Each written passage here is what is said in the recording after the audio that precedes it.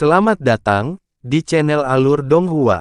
Sebelum menonton, silahkan subscribe, biar Mimin tambah semangat update-nya. Di gedung utama keluarga Yu, halaman manor yang awalnya tertutup bunga mewah sekarang hancur. Semua orang melihat sekarang ketika melirik ke sekeliling halaman adalah mayat dalam genangan darah dan aroma darah yang sangat memuakkan tertinggal di udara. Semua anggota keluarga Yu yang masih hidup saat ini berkumpul di sini. Hanya ada sekitar 20 orang, dengan rentang usia dari yang tua hingga yang muda. Nona ketujuh dan tuan kedua keluarga Yu ada di antara kelompok itu. Mereka semua memasang ekspresi panik dan beberapa wanita yang tenang bahkan menggigil. Hanya sebagian kecil, termasuk Nona ketujuh, yang mampu mempertahankan ketenangannya. Ada sekitar 30 pria berpakaian hitam tersebar di sekitar halaman, menghalangi dan mengelilingi orang-orang keluarga Yu dari 3 sisi.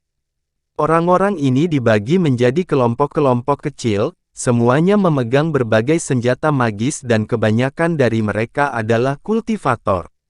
Namun, untungnya para pelayan keluarga Yu yang tersisa berhasil tiba tepat waktu dan telah melindunginya.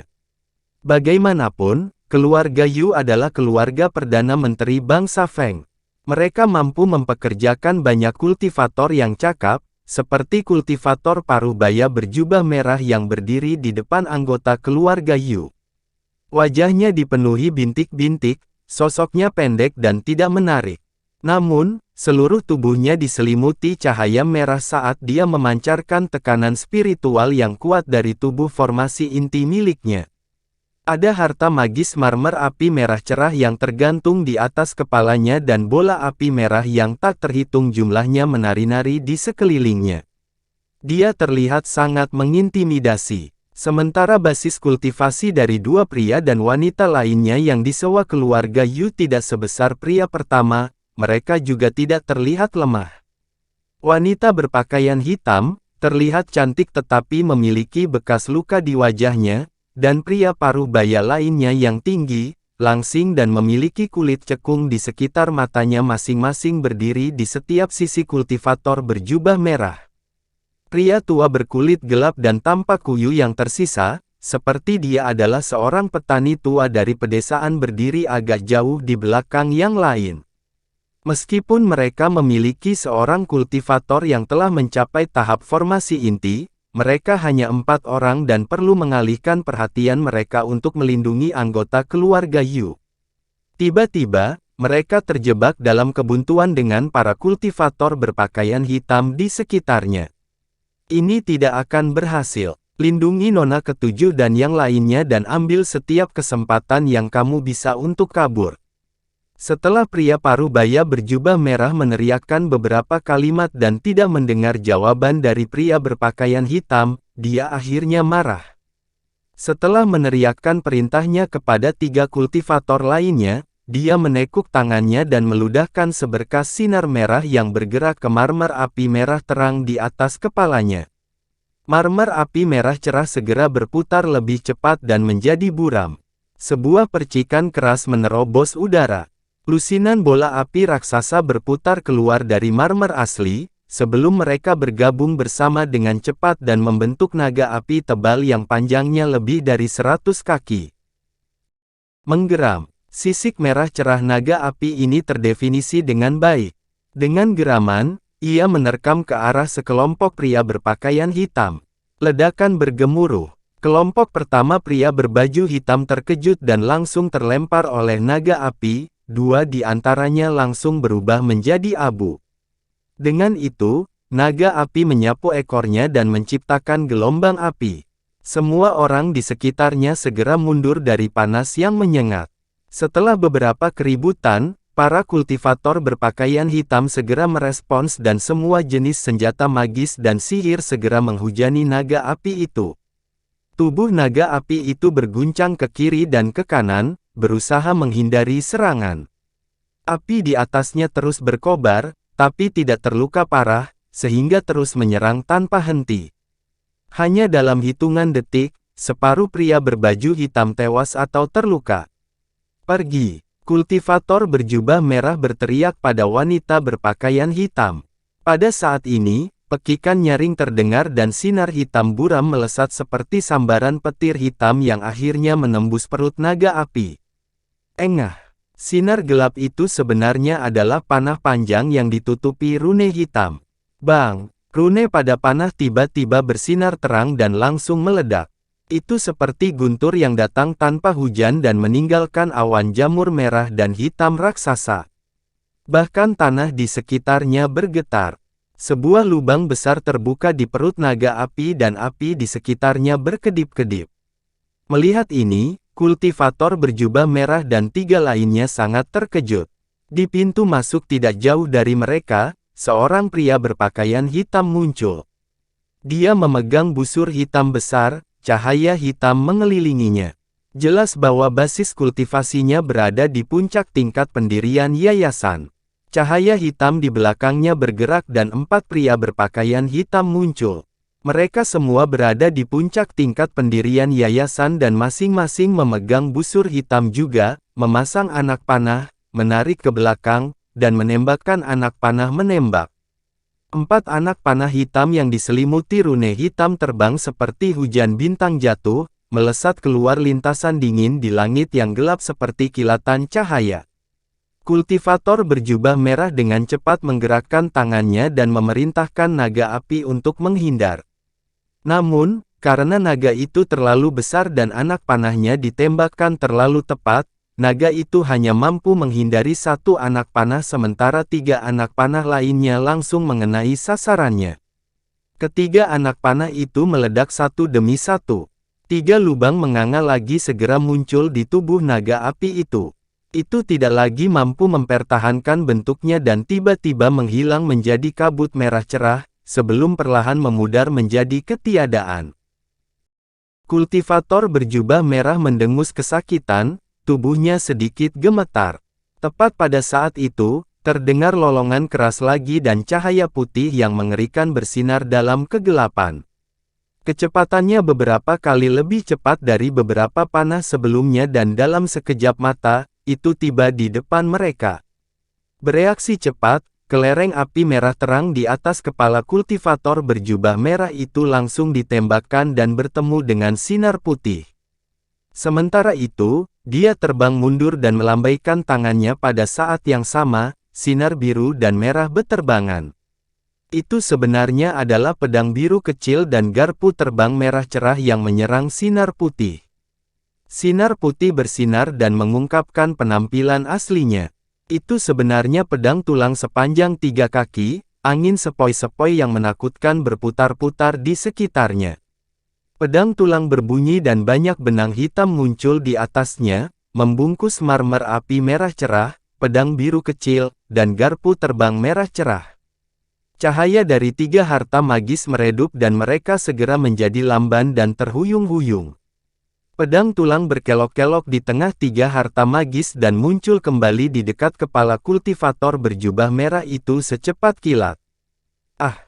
Kultivator berjubah merah berteriak kesakitan. Sebelum dia berhenti tiba-tiba, kepalanya miring dan terlepas dari lehernya. Embusan darah menyembur keluar dan menghasilkan air mancur setinggi puluhan kaki. Tubuh tanpa kepalanya mengejang sebelum jatuh ke tanah. Jubah merah abadi. Semua orang dari keluarga Yu berseru. Wanita berpakaian hitam dan 2 lainnya juga khawatir. Mereka semua mundur beberapa langkah, merasa agak bingung. Setelah itu, seorang remaja berpenampilan jahat keluar dari kerumunan. Dia adalah orang yang mengamati secara diam-diam di kota Mingyuan. Namun, pria berpakaian abu-abu itu tidak bersamanya. Saat pria berbaju hitam itu melihat remaja tersebut, mereka langsung berhenti dan membungkuk padanya. Remaja berpenampilan jahat itu melambaikan tangan dan pedang tulang putih itu segera terbang kembali ke arahnya. 3 harta magis kultivator berjubah merah dibawa kembali oleh pedang juga. Dia melirik 3 harta magis dengan jijik meskipun dia masih melambaikan tangannya dan menyimpannya. Baru sekarang dia akhirnya melirik anggota keluarga Yu, sebelum dia berkata dengan dingin, bunuh mereka semua dan jangan biarkan siapapun Iya, pria berbaju hitam itu langsung menjawab dan maju selangkah. 3 kultivator yang tersisa yang disewa oleh keluarga Yu memiliki ekspresi yang sangat gelap, tetapi mereka tidak melakukan apapun untuk menghentikan para lelaki itu. Melihat hal ini, para wanita di antara anggota keluarga Yu mulai menangis keras. Beberapa dari mereka bahkan pingsan di lantai, sementara beberapa bahkan kehilangan kendali atas kandung kemihnya. Tunggu sebentar. Sebuah suara yang menyenangkan berteriak dan sosok melangkah di depan kelompok. Itu adalah nona ketujuh. Dia berpakaian seperti laki-laki. Namun, kelembutan di wajahnya tidak bisa disembunyikan. Itu kamu. Mata remaja yang tampak jahat itu berbinar saat dia memeriksa nona ketujuh dari atas ke bawah dengan mata mesum. Wajah nona ketujuh langsung memucat. Namun, dia masih melakukan yang terbaik untuk tetap tenang. Dia menahan keinginan untuk menggali mata bocah itu, sebelum dia mengeluarkan token emas keunguan dan mengungkapkannya kepada orang banyak. Ada lambang api emas keunguan yang diukir pada token dan tampak sangat hidup. Siapa kamu sebenarnya? Karena kamu berani membantai keluarga Yuku, kurasa kamu tidak peduli dengan sekte api dingin.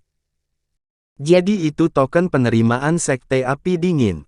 Aku sudah lama mendengar tentang nona ketujuh yang digambarkan sebagai kecantikan terbaik di kota Mingyuan dan sekarang setelah aku menatapmu, kamu memang kecantikan terbaik.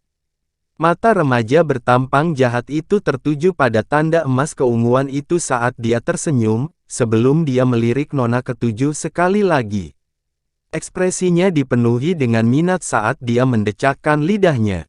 Aku tidak peduli siapa kamu. Segera tinggalkan Manor Yu. Jika tidak, kamu akan menyatakan dirimu sebagai musuh sekte api dingin. Melihat bahwa pihak lain telah mengenali token tersebut, nona ketujuh merasa lebih nyaman. Jadi kamu telah dipilih oleh sekte api dingin. Ketika 3 kultivator sewaan yang tersisa melihat ini, mereka semua menjadi lebih bersemangat dan termotivasi. Mereka segera lupa bahwa mereka baru saja memutuskan untuk tidak akan ikut campur lagi. Harapan juga mulai membara di hati anggota keluarga Yu. Haha, apakah sekte api dingin sehebat itu? Remaja berpenampilan jahat itu tiba-tiba mulai tertawa terbahak-bahak.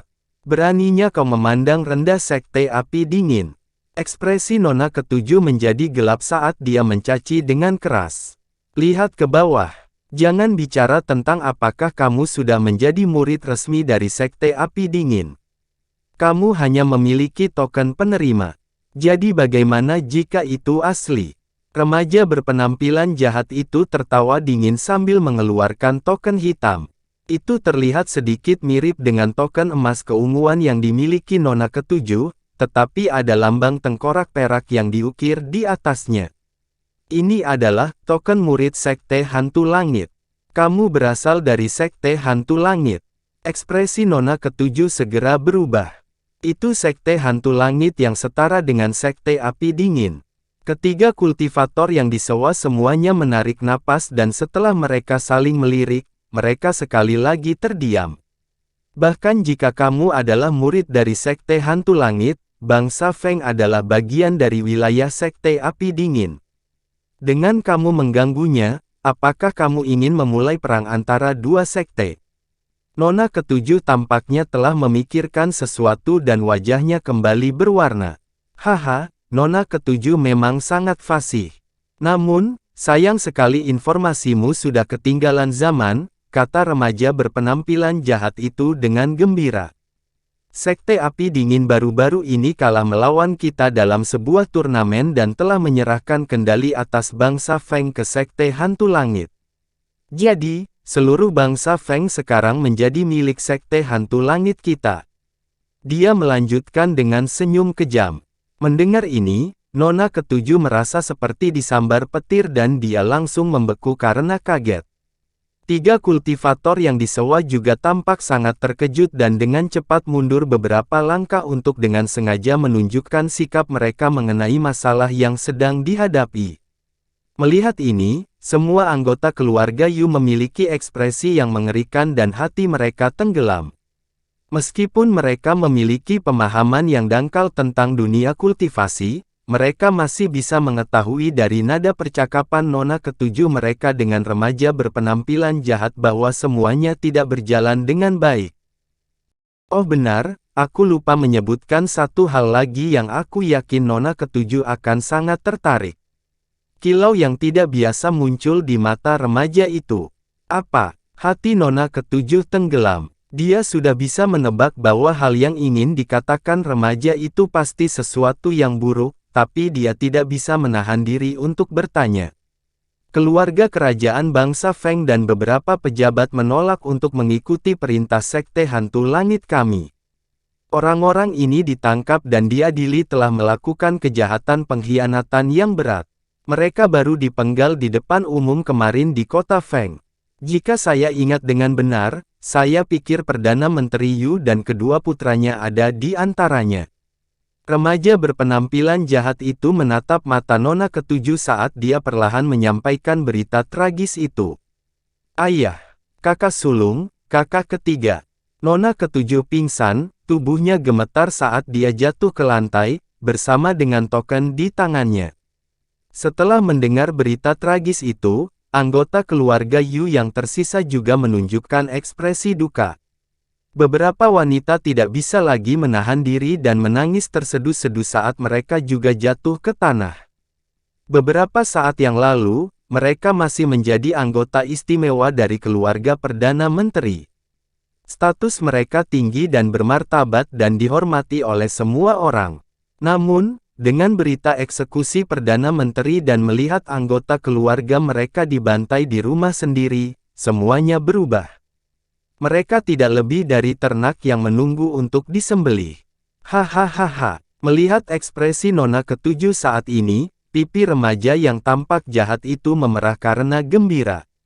Kegembiraan muncul di matanya, saat dia terus tertawa gila. Dia bertindak seolah-olah dia kehilangan akal sehatnya. Mendorong seseorang ke dalam keputusasaan mutlak dan kemudian tak berdaya semacam ini adalah pengalaman yang sangat menyenangkan baginya. Setelah tertawa terbahak-bahak beberapa saat, pipi remaja bertampang jahat itu perlahan-lahan mendapatkan kembali warna biasanya. Dia melambaikan tangannya dan memerintahkan dengan dingin. Bunuh mereka semua, kecuali nona ketujuh ini. Para pria berbaju hitam semuanya menjawab serempak, sebelum mereka tersenyum menakutkan dan berjalan menuju anggota keluarga Yu. 3 kultivator sewaan telah lama membungkuk dan mundur ke samping dan berencana untuk melarikan diri ketika memiliki kesempatan. Melihat hal tersebut, remaja berpenampilan jahat itu tersenyum puas, namun tidak memilih untuk menghentikan mereka. Hehe, Tuan Mudaki, Anda benar-benar memiliki selera yang bagus. Meskipun gadis ini belum memulai pelatihannya, agar dia dapat menerima token penerimaan Sekte Api Dingin dan agar mereka membawanya langsung di bawah sayap mereka, dia pasti memiliki sedikit bakat. Dia akan sangat cocok untuk membantu kultivasimu sebagai budak kultivasi ganda. Seorang pria berpakaian hitam berkata. Mendengar ini, pria berpenampilan jahat itu tertawa lagi. Tubuh nona ketujuh bergetar dan matanya kembali jernih saat tekad melintas di wajahnya. Dia menggerakkan tangan kirinya di pinggangnya dan tiba-tiba, belati seputih salju muncul di tangannya saat dia dengan kejam menusukkannya ke jantungnya. Senyum remaja yang tampak jahat itu membeku. Dia jelas tidak berharap dia menjadi keras kepala, tapi sudah terlambat baginya untuk menghentikannya. Bangku gereja. Suara keras terdengar saat embusan angin kencang muncul dan menghantam belati di tangan nona ketujuh. Belati terlempar dari tangannya dan jatuh ke lantai dengan dentang keras.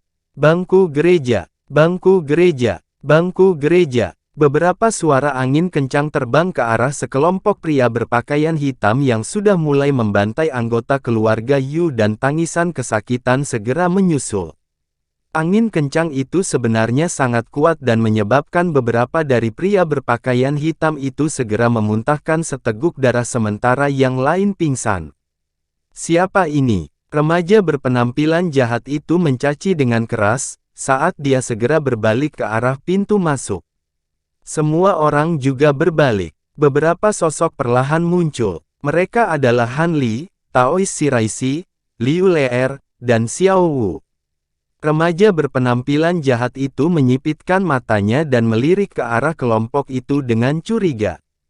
Namun, matanya tertuju pada Han Li sebentar sebelum fokus Taois Shiraishi.